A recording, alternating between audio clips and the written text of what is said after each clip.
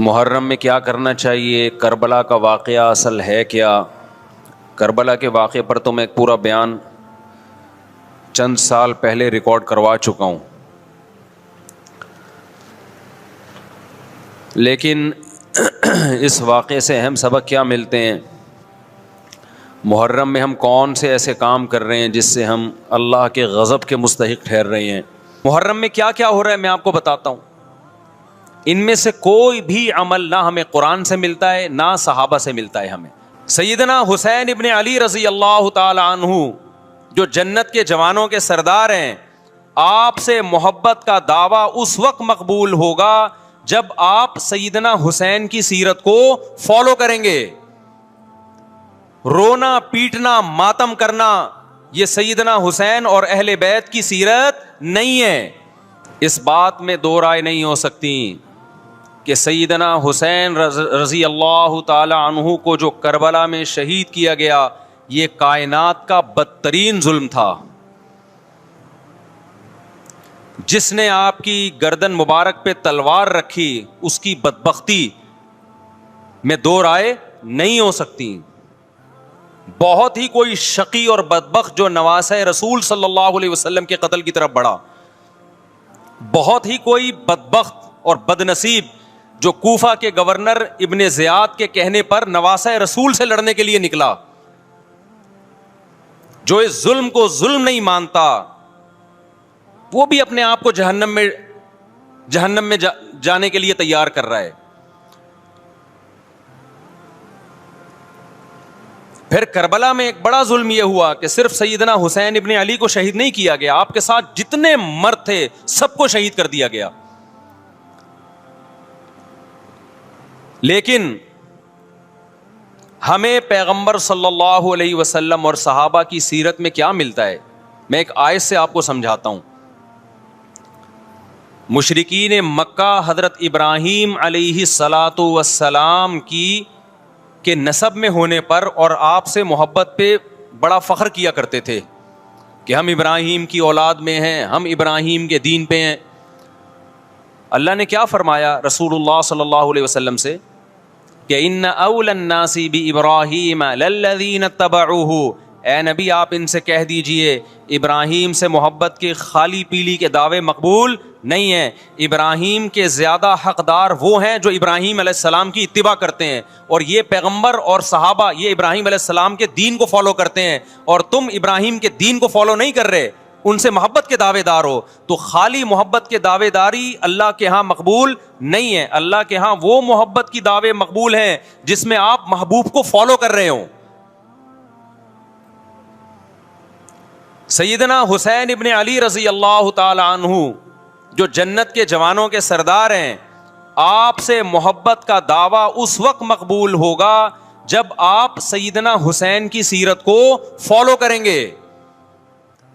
رونا پیٹنا ماتم کرنا یہ سیدنا حسین اور اہل بیت کی سیرت نہیں ہے۔ صبر کرنا، ظالم کے سامنے ڈٹ جانا، جان کے خوف سے اپنی پالیسیوں سے پیچھے نہ ہٹنا، یہ سیدنا حسین ابن علی رضی اللہ عنہ کی سیرت ہے جو آج ہمیں کہیں بھی نظر نہیں آتی۔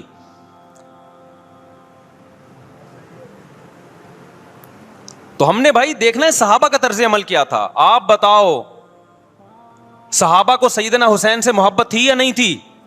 کیا غم کا پہاڑ ٹوٹا ہوگا جب اطلاع ملی ہوگی کہ سیدنا حسین ابن علی اور آپ کے اصحاب اور اہل بیت کو سب کو کربلا میں شہید کر دیا گیا ہے۔ کیا قیامت گزری ہوگی۔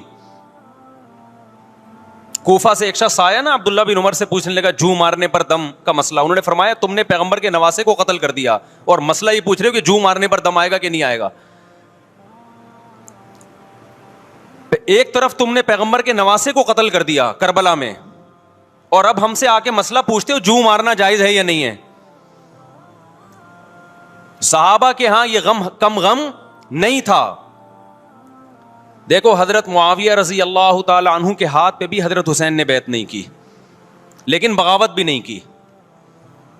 کیوں؟ بغاوت سے فتنے کا اندیشہ تھا۔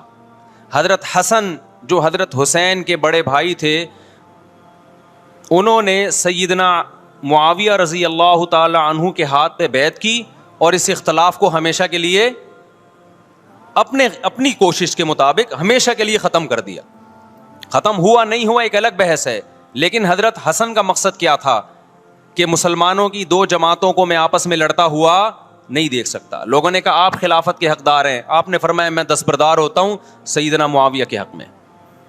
حضرت حسن بیعت ہو گئے حضرت معاویہ سے, اور یہ اختلاف کو کیا کر دیا, ختم.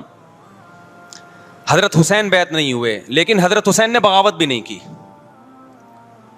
ہر ایک کی اپنی رائے تھی, حضرت حسن کی اپنی رائے تھی. ان کا خیال تھا کہ بیعت ہونا مسلمانوں کے لیے زیادہ مفید ہے, ایک پاورفل حکومت ہوگی, ایک طاقتور ریاست ہوگی, ورنہ لڑتے رہیں گے آپس میں. حضرت حسین کا موقف یہ تھا کہ میں بغاوت تو نہیں کروں گا لیکن بیعت بھی نہیں ہوں گا, کیونکہ اگر بیعت ہو گیا تو اس سے جو خلفائے راشدین کے دور میں جو خلیفہ کی سلیکشن کا طریقہ تھا وہ طریقہ ختم ہو جائے گا. تو میں اگر اس طریقے کو نہیں لا سکتا تو اس کے خلاف کو پروموٹ بھی نہ کروں میں. یہ بھی ایک رائے تھی. میں سمجھا پا رہا ہوں اپنی بات؟ بھائی رائے کا اختلاف ہوتا ہے نا. نبی صلی اللہ علیہ وسلم نے فرمایا اذا اجتہد المجتہد فإن اصاب فلہ اجران وإن اخطأ فلہ اجر واحد.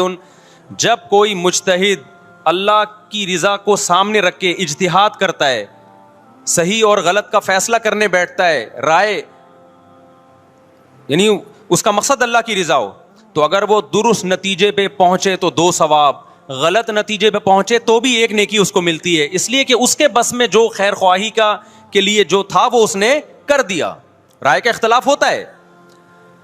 تو حضرت حسن رضی اللہ تعالیٰ عنہ بیعت ہوئے حضرت معاویہ کے ہاتھ پہ. سیدنا حسین نہ بیعت ہوئے اور نہ آپ نے بغاوت کی, خاموشی اختیار کی. حضرت معاویہ رضی اللہ تعالی عنہ نے سیدنا حسین کو تلوار کی زور سے بیعت پر مجبور نہیں کیا, بلکہ نواسہ رسول کا خیال کیا اور وصیت بھی کی لوگوں کو. لیکن جب حضرت معاویہ کے بعد یزید جانشین ہوا, اس کی سب سے بڑی غلطی یہ تھی کہ اس نے نواسہ رسول صلی اللہ علیہ وسلم اور آپ کے ساتھ جو چند اہل بیت اور چند صحابہ تھے, اس وقت بھی حضرت حسین نیوٹرل تھے. نہ حضرت حسین نے بغاوت کا ارادہ کیا اور نہ بیعت کرنے کا ارادہ کیا. یزید ابن معاویہ کو چاہیے تھا کہ سیدنا حسین رضی اللہ عنہ کو اپنے حال پہ چھوڑ دیتا, اپنے والد کی طرح.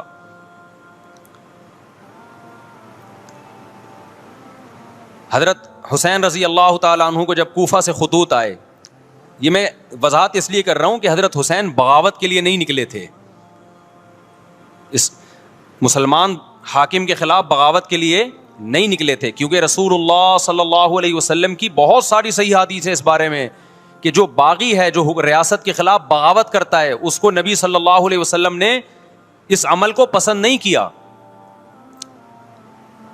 تو حضرت حسین رضی اللہ تعالیٰ عنہ کو کوفہ سے خطوط آئے کہ یہاں سارے کے سارے لوگ آپ کے ہاتھ پہ بیعت کرنے کے لیے تیار ہیں.